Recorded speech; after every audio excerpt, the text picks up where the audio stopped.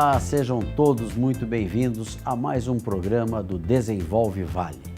O nosso objetivo é trazer sempre um bom conteúdo que ajude no seu dia a dia, que pense no desenvolvimento da nossa região, que todos nós adoramos, que é esse Vale do Paraíba, Serra do Mar, Serra da Mantiqueira, que região fantástica que todos nós moramos. E temos assuntos diversos. E hoje tem um convidado muito especial para falar de um ponto importante, dos direitos, dos deveres, da justiça. Convido ao meu lado aqui, doutor Marcos Pagan, juiz de direito aqui na cidade de São José dos Campos. É um prazer muito grande, doutor Marcos, tê-lo aqui participando do Desenvolve Vale. Prazer é meu, Kiko. Agradeço muito o convite que me foi feito e também essa oportunidade, de estar aqui e conversar sobre assuntos, como você disse, muito relevantes e tratando também de assuntos jurídicos e da justiça. Excelente. O Dr. Marcos ele já tem um nome conhecido aqui na cidade pela sua dedicação à causa como direito, se destacou nisso. Eu, particularmente, tive o privilégio de ouvir muitas orientações, palestras que ele ministrou e é um tema extremamente importante que é a justiça. Na verdade, ninguém quer ter problema com a justiça, né, doutor Marcos? Ninguém quer enfrentar esse desafio. E eu queria começar perguntando, dentro desse ambiente jurídico, como é que está sendo vista a justiça atualmente? Ela é mais punitiva? Ela está mais preventiva? Como é que está o ambiente hoje da justiça? Quando a gente fala em justiça, Kiko, a gente tem uma ideia um pouco mais ampla, porque pega o que a gente chama de sistema de justiça, às vezes pega também o leigo pensa no Ministério Público, na polícia, nos outros órgãos, às vezes até órgãos governamentais. A justiça, na verdade, é o poder judiciário e o poder judiciário também tem as suas diversas frentes, as suas diversas áreas. A área penal, que é muito conhecida, mas também o poder judiciário cuida do direito de família, do direito das crianças, cuida também do direito eleitoral, que agora está muito em voga. Cada juiz exerce a sua função diferenciadamente, Nós somos destacados na nossa carreira para fazer, ora às vezes da justiça penal, criminal, ora às vezes da justiça civil, ora até às vezes da justiça eleitoral também.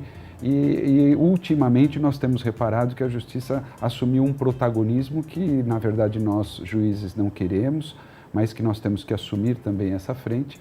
É um momento delicado em que nós tivemos também a questão da Lava Jato, que também nos colocou à frente da sociedade, e é um momento delicado por uma série de questionamentos, mas é também um momento de afirmação, Então, nós estamos vivendo esse momento juntamente com aquilo que tem acontecido com a sociedade. A gente tem visto realmente a justiça ter que entrar em assuntos a todo momento aí da sociedade. Sim. Hoje, o senhor está em que área no Fórum de São José dos Campos? Aqui em São José dos Campos eu atuo naquilo que as pessoas carinhosamente chamavam de Tribunal de Pequenas Causas, a gente chama de juizado especial, porque nenhuma causa é pequena, Sem dúvida. Mas são essas causas mais simples, relacionadas a direito do consumidor, direito de vizinhança, às vezes uma questão de carro, alguma coisa menos vultosa em termos financeiros, mas muito importante porque tem a ver com o dia a dia das pessoas. E também acumulo, nesses últimos 2 anos, tenho acumulado a função eleitoral. A partir do ano que vem, não mais, então vou ficar exclusivamente mesmo nessa função das pequenas causas. Então, o senhor, essa última eleição, ficou sob sua responsabilidade como juiz eleitoral? Sim, eu estava aqui juntamente com outros 3 colegas, essa função ela é rotativa, por isso que a gente vê também ministros do Supremo, outros juízes também fazendo uma rotatividade, e foi a minha vez, foi quem tocou, foi a gente, aqui como era uma eleição de âmbito geral, nacional, a nossa participação ela é menor, mas muitas das nossas funções estão relacionadas aos eleitores, às candidaturas, à aprovação, e também no dia da eleição aquilo que acontece também é de responsabilidade dos juízes eleitorais. Agora, doutor Marcos, o senhor que tem aí uma experiência de muitos anos já como juiz, é possível evitar a judicialização ou as pessoas hoje usam um pouco da justiça para tentar tirar alguma vantagem? Tem aumentado o número de processos, tem diminuído? Qual que é o cenário? Porque a gente imagina que nenhum cidadão do bem queira visitar o fórum. É verdade, você tem razão em relação a isso, Kiko, mas eu acho que nós temos uma situação no Brasil que é peculiar, porque nós temos uma cultura daquilo que a gente chama de cultura da judicialização. A gente vê as pessoas falando, nós vamos nos encontrar nas barras do tribunal, ou então dizendo, olha, eu vou colocar você na justiça, até com um certo orgulho, né, ou com uma forma de intimidação. No Japão é ao contrário, as pessoas têm vergonha de ir ao Poder Judiciário porque isso mostra que elas não conseguiram resolver os seus problemas através do diálogo. Através do diálogo e sem a necessidade de um intermediador que imponha uma solução, é a nossa função. Nós temos 100 milhões de processos, é um número extremamente 100 milhões alto. de processos. 100 milhões de processos. No Brasil? No Brasil todo, e cada processo nos custa 5, né? E custa ao Estado, a todos nós. Sim. 5, 10 mil reais, imagine isso, o custo, a gente chama de custo Brasil, 6% de todo o produto interno é destinado ao Poder Judiciário. Isso não é bom, né? Nós estamos tentando reverter essa situação. Isso tem uma série de causas, uma série de características, a nossa legislação, mas a gente precisa reverter isso, por isso que nós temos estimulado formas não apenas de resolver os problemas de modo consensual, ou seja, sem a necessidade do juiz impor uma decisão, são os acordos, né? Como também temos estimulado e trabalhado para que todos os setores da sociedade compreendam que precisam prevenir esses litígios. Isso é muito importante. Atuar de uma forma diferente antes que o litígio aconteça, né? Isso é um trabalho que já tem sido feito há 20 anos, né? Nós ainda estamos no momento de transição, mas ele ganhou força. E respondendo a sua outra parte da pergunta, o número de processos, lamentavelmente, não obstante todo esse esforço, ele tem subido ano a ano. Eu próprio tenho, nos últimos 5 anos, praticamente dobrou o número de processos. Que pena, né? É uma pena. Doutor Marcos, a gente precisa tentar caminhar para uma evolução que as coisas não utilizem da justiça, porque eu vejo que às vezes tem muitas pessoas que querem usar a justiça para alguma vantagem. Casos que são justos, que não têm alternativa. Agora, dentro das suas audiências, eu sei que existe um esforço muito grande do senhor como juiz de buscar conciliação. Sim, sim. Né? Então, isso é um ponto muito positivo, porque também, além de encerrar rápido, atende às duas expectativas, né? E o custo para o fórum, para o Estado, é muito menor, porque o acordo, inclusive, ele é mais cumprido do que uma sentença, nós temos estatísticas em relação a isso. Tá. E também o processo fica mais ágil, né? Todos ganham, a gente diz que é uma soma de ganha-ganha. De fato, a gente tem investido nisso, não só, isso tem se espalhado, né? Isso começou na Justiça do Trabalho, isso passa também pela Justiça Direito de Família, tem uma forte composição em relação a isso, mas os juizados especiais, ou de pequenas causas, já tem essa tradição, é uma vocação nossa, inclusive reconhecida pela Constituição. O artigo 98 da Constituição diz expressamente que os juizados devem promover essa conciliação, né? Isso é muito importante. Perfeitamente. Dr. Marcos, vamos para um breve intervalo comercial, mas voltamos em seguida.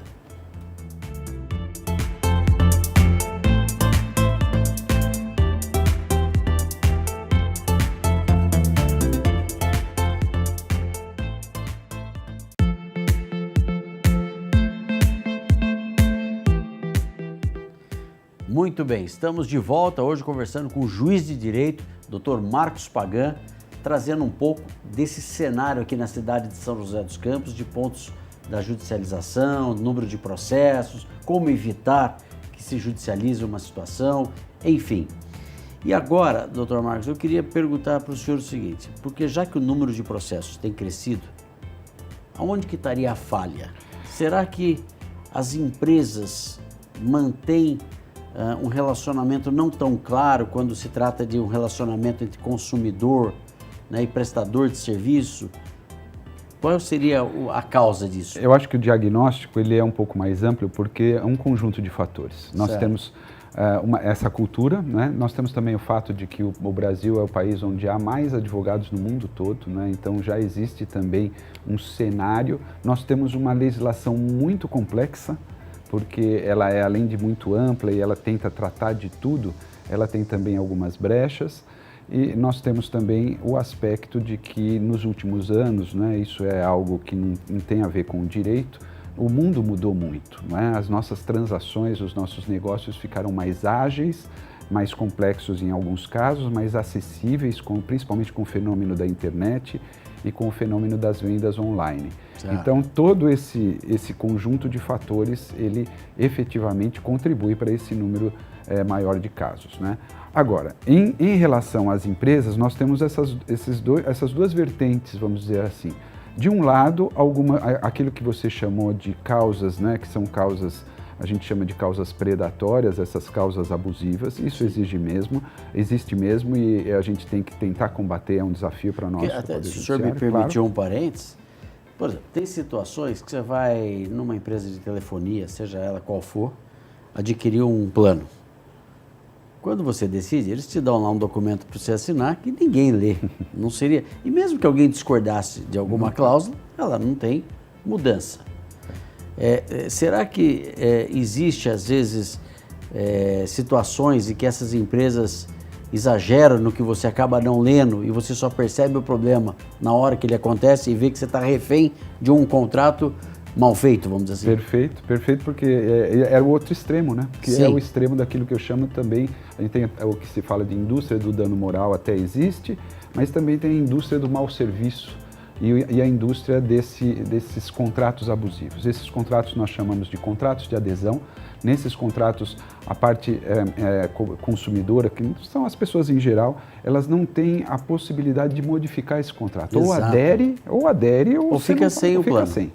E também tem a questão da padronização, né? Hoje a compra de um celular, eu costumo dizer, é um contrato que vale para mais de 1 bilhão de pessoas, né? Você pensa o alcance que essas grandes marcas têm.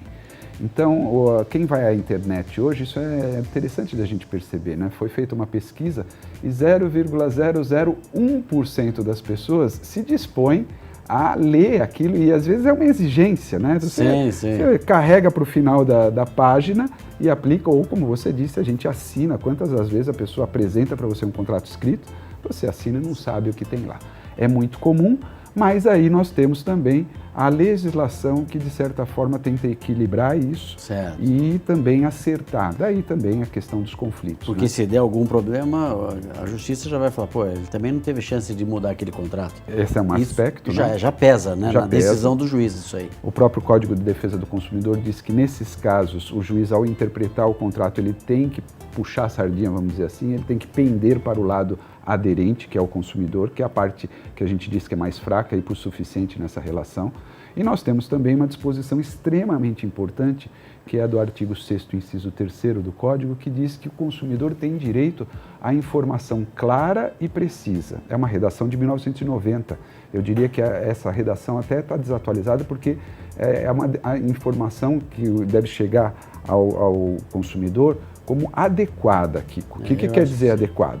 A pessoa tem que entender, é diferente se o meu público é uma pessoa idosa, se o meu público não tem acesso à educação, são pessoas analfabetas, a gente vê muito isso em contrato bancário, é muito comum. Assina tudo lá e vai. E vai, né? E depois chega lá e tem uma cláusula, que são essas cláusulas abusivas, cabe ao Poder Judiciário, como eu disse, interpretar, fazer a análise e reequilibrar essa relação. Eu confio muito na justiça, Dr. Marcos, eu acho que esse olhar, ouvindo isso de um juiz, a gente fica feliz, porque a gente sabe que principalmente grandes grupos, grandes empresas, não por má fé, mas tem todo um jurídico ali para se blindar de tudo.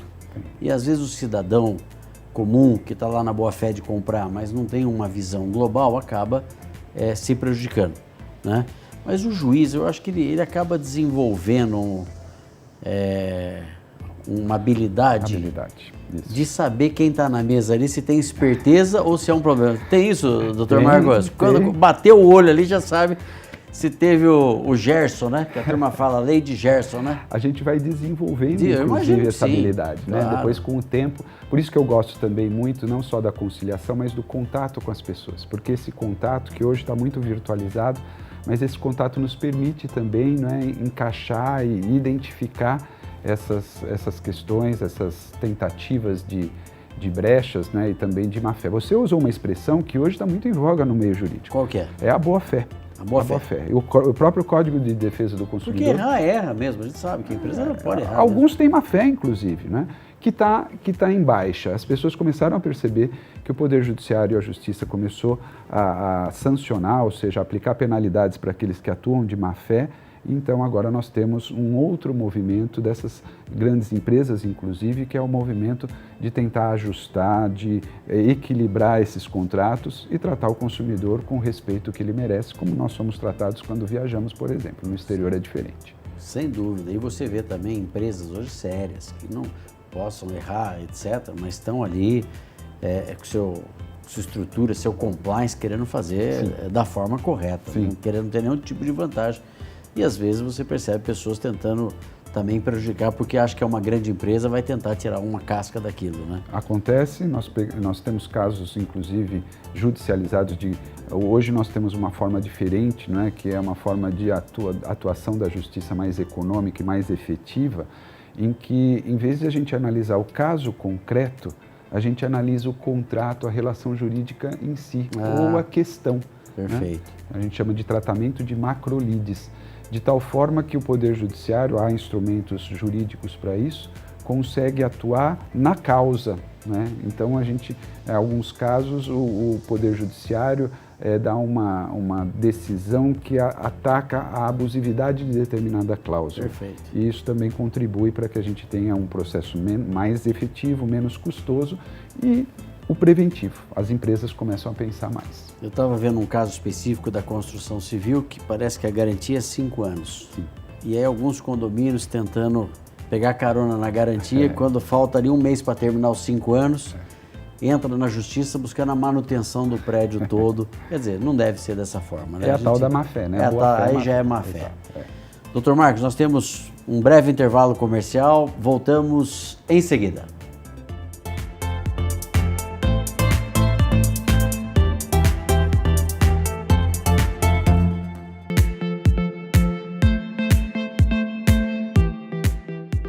Muito bem, estamos de volta. Hoje estamos conversando com a Justiça, Dr. Marcos Pagan, juiz de direito, trazendo aqui um cenário excelente para nós de explicações de como se evitar uma judicialização, dos cuidados, né, de manter a boa-fé dentro do relacionamento entre consumidor e empresas, enfim. Dr. Marcos, com essa questão da pandemia, a gente tem acompanhado, inclusive o Desenvolve Vale está fazendo um estudo disso, a mudança de perfil na forma de comprar. Sim. Muitas pessoas estão aderindo a compras online, pela internet, tudo isso. Ao mesmo tempo, a internet é um ambiente que a gente desconfia, né? Botar número de cartão de crédito, etc. Os problemas judiciais estão aumentando ou é um cenário seguro essa questão desse ambiente de compra pela internet? Poxa, Kiko, você tocou num ponto que para nós, também da academia, né, dos estudiosos do direito, tem sido fundamental e objeto de muitas análises. Porque, de fato, era um movimento que a gente já tinha um pouco antes, fenômeno decorrente da internet, da globalização também, não é? E do acesso também, maior acesso, isso é logístico, não é? Como a sociedade conseguiu se desenvolver de tal modo a oferecer produtos e serviços não sempre baseado no contato físico, que sempre foi uma tradição. Certo. 30 anos atrás isso começou a modificar e nós começamos, de fato, a sociedade é muito dinâmica e começamos a ter essas relações não só virtualizadas, né, essas relações eletrônicas, como também algo que é interessante perceber, as formas de pagamento, elas foram se alterando. Sim. E aí o ambiente jurídico acaba refletindo no ambiente jurídico. Com certeza. Fraudes, né? Sim. Os meios de pagamento estão sempre lidando para tentar conter as fraudes, para se tornarem mais seguros, mas os contratos, o modo do contrato foi alterado. E também o anacronismo, vamos dizer assim, a nossa legislação, ela é difícil de conseguir acompanhar essa velocidade, né? E nesses 30 anos a gente teve ainda um outro fator, que é o fator da pandemia. Eu próprio não gostava muito de fazer compras à distância, né? Mas tive que me adaptar e aí comecei também a ganhar confiança. Os procedimentos passaram a ser mais seguros, não só no pagamento, mas também as entregas mais ágeis. Sim. E isso tudo acaba refletindo, é evidente, porque nós muda um pouco a forma, né, o formato do que nos chega, mas a gente tem que se adaptar. O que é interessante perceber é que o Código de Defesa do Consumidor, que é uma lei de 1990, quando sequer havia ainda internet, ela foi muito sábia. Porque naquela época, você vai lembrar, iam as pessoas vender enciclopédia na sua casa. Sim. Ou então por telefone, se fazia muita compra. E nós temos um dispositivo extremamente importante que diz que nesses casos em que a compra é feita, não é feita na loja física, certo, no local, na sede física, ela pode ser cancelada em 7 dias, mas só para esses casos. Tá certo. E nós conseguimos adaptar esse dispositivo para essas compras online. Por quê? Qual era a ideia? Era a ideia de que houvesse uma maturação, né? As pessoas pensassem melhor e as pessoas também tivessem a oportunidade de verificar fisicamente aquele produto, certo, saber se ele era adequado, se tinha um defeito ou não.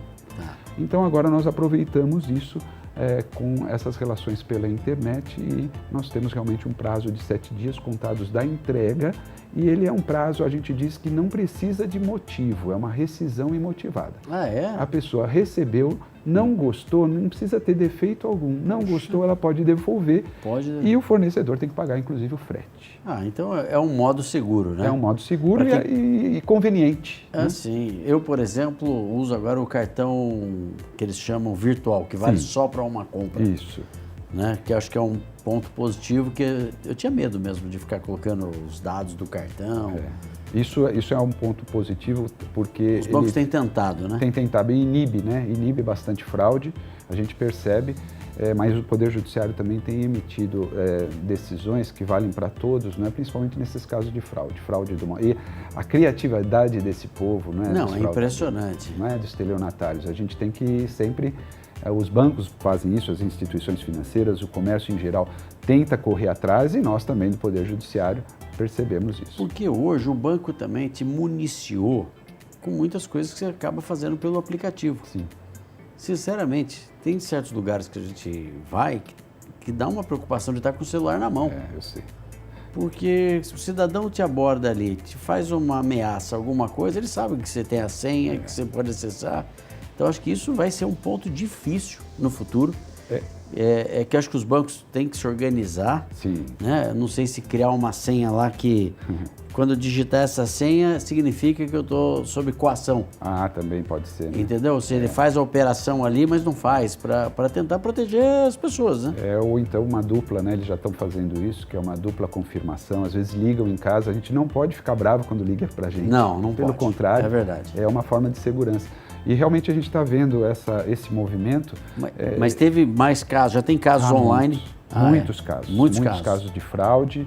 Fraude em contratos bancários, em outros tipos, a gente está ficando também um pouco mais... E outra coisa que você estava falando, eu pensei aqui, depende um pouco também da geração, né? Para nós, eu tenho uma resistência maior, você provavelmente deve ter também. Tenho também. Aí a gente vê pessoas que às vezes tentam entrar nesse ambiente e são vítimas fáceis, principalmente as pessoas mais idosas, aquelas que não têm conhecimento de informática. A nova geração que está vindo já é mais acostumada, mas é também mais descuidada. Então, e isso acaba... Tem que achar esse equilíbrio, né? Achar o equilíbrio, é claro que isso chega para nós, juízes, temos que resolver essas questões. Perfeitamente. Dr. Marcos Pagan, muito obrigado pela sua participação.